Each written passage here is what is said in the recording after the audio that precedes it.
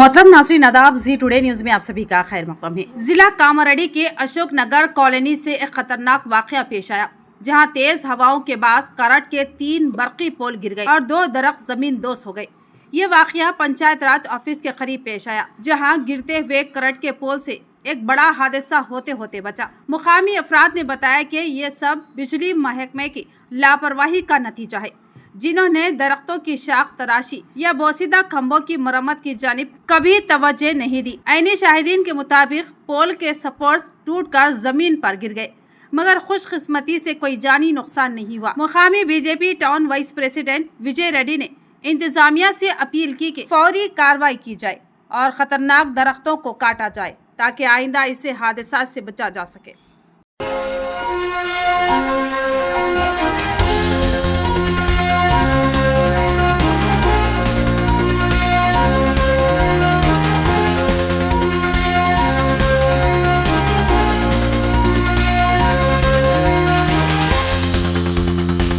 పట్టణంలో Ashok Nagar colony Panchayati Raj office దగ్గర అధిక వర్షం కారణంగా గాలి దుమారం కారణంగా చెట్టు విరిగిపోవడం జరిగింది.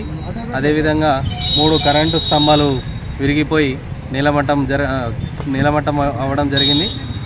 కాబట్టి దీన్ని తక్షణమే వీటిని సరిగ్గా చేయాలని కోరుతున్నాం.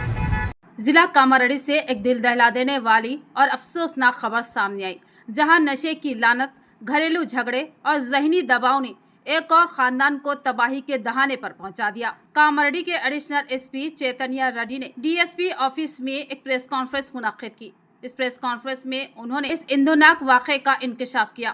उनके मुताबिक 19 मई को लिंगापुर गाँव में एक शख्स भास्कर ने अपने ही बेटे निखिल का आहानी रार से हमला करके मौत के घाट उतार दिया। चैतन्य रेड्डी के मुताबिक निखिल हाल ही में खलीजी मुल्क से वापस लौटा था और शदीद नशे का आदी बन चुका था।